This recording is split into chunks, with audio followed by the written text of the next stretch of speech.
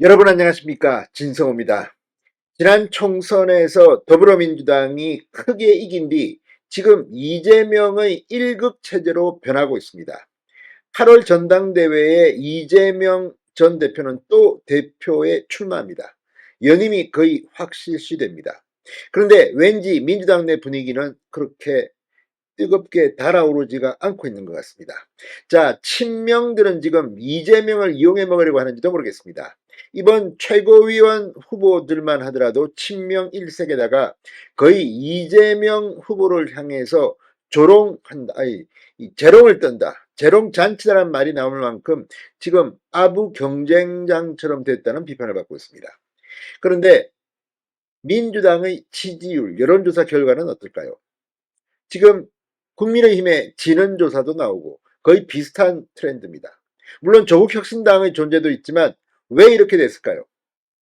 뿐만 아니라 이재명의 사법 리스크가 커지고 있습니다. 이화영 전 경기도 평화부지사의 판결이 나온 뒤 김성태 전 쌍방울 회장 판결까지 나오면서 이제 이재명은 대북 송금 사건으로 기소됐고 또 재판을 받게 되어 있습니다. 이재명의 정치 생명이 10월쯤 끝날 수도 있다는 말까지 나옵니다. 두 개의 1심 결과가 나오기 때문입니다. 자, 그래서일까요?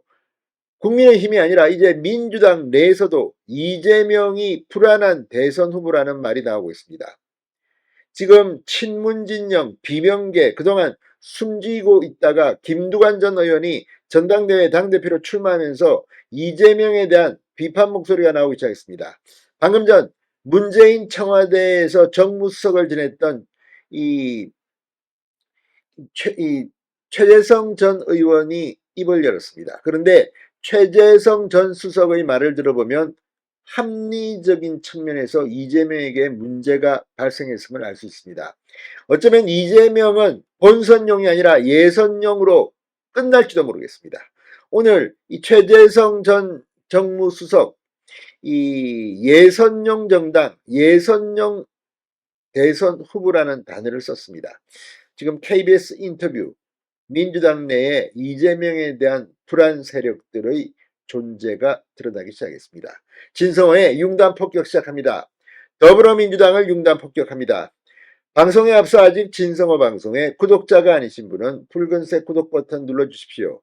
더 좋은 방송으로 보답하겠습니다. 자, 최재성 전 수석이 최근 민주당 전당대회 상황 및 정당 지지율 등을 종합 분석한 결과 예선용 정당, 예선용 대선 후보가 되면 안 된다고 당에 쓴소리를 했습니다. 방금 전 KBS 라디오 인터뷰를 한 최 전 수석은 이재명 대표의 강력한 당권, 또 현재로서는 민주진영 내에서 가장 강력한 지지율을 갖고 있고 최고위원 후보들도 친명이고 공천 과정에서 반명은 공교롭게 탈락했고 이런 것들은 결국은 지지율을 상승시키지 못하고 가둬놓은 것이라고 비판했습니다. 최재성 전 수석은 윤석열 대통령 당선 득표율과 지금 국정 지지율, 이재명 전 대표의 당시 득표율과 지금 지지율을 보면 두 분 다 비슷하게 까먹었다고 지적했습니다. 그러면서 민주당이 총선에서 대승하고 압승한 다음에 당 지지율이 상승하지 않고 있고 그래서 국민의힘하고 총선 전에도 접전, 지금도 지지율 접전이라고 분석했습니다. 사실 그렇습니다. 압승하고 난 다음에는 좀 달라져야 하는데 마치 맨홀 뚜껑에 닫힌 것처럼 그대로다. 그 원인이 뭔지 잘 살펴볼 필요가 있다고 말했습니다. 예선용이라는 표현을 왜 썼을까요? 본선은 뭐냐? 정당의 존재 조건이 집권 아니냐? 총선 이기고 뭐 이런 것들은 다 좋은데 당 지지율이나 후보 지지율이 답보 상태에 있으면 대선에서 상대당의 깜짝 쇼 한 방으로 엎어질 수 있다고 강력 경고했습니다. 지난번도 그런 것 아니냐. 2022년 대선을 언급해 눈길을 끌었습니다. 당시 민주당 대선 후보는 이재명, 국민의힘 대선 후보는 윤석열, 정치 신인이었습니다. 정상적 상식적으로는 검사만 하다가 나온 윤석열 후보가 대통령이 된다는 게 어려운 것 아니냐. 이렇게 보면 깜짝 당선이라고 분석했습니다. 그러면서 민주당 후보나 당이나 민심을 먹고 지지율을 상승시키지 못하고 오랜 기간 정체돼 있고 이렇게 닫혀 있는 것은 훨씬 더 불안하다. 그런데 개선할 여지들이 안 보이니까 제가 걱정이 많이 된다고 말했습니다. 자, 최재성 전 의원이 어쩌면 진실을 지금 폭로하고 있는지도 모릅니다. 지금 민주당 후보나 당이나 민심을 묻고 지지율을 상승시키지 못하고 있다는 겁니다. 자, 이재명의 차기 8.18 전당대회 출마에 대해서도 저는 개인적으로 연임 자체가 이재명 전 대표에게도 민주당에게도 별로 안 좋다고 생각했던 사람이다.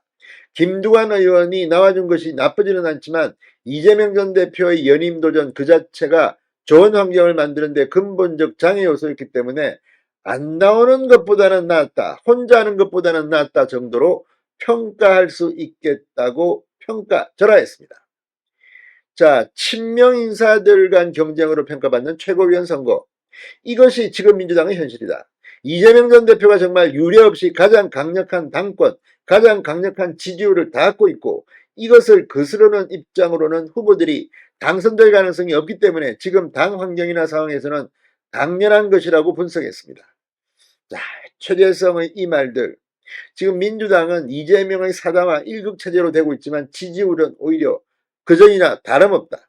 그리고 대통령 선거, 예선용 후보, 예선용 정당이라는 이 말은 앞으로 이재명이 당대표가 되더라도 민주당 내의 반명 운동 이런 것들이 꿈틀거리고 있다는 것을 시사하고 있습니다. 진성호의 융단 폭격이었습니다. 여러분 감사합니다.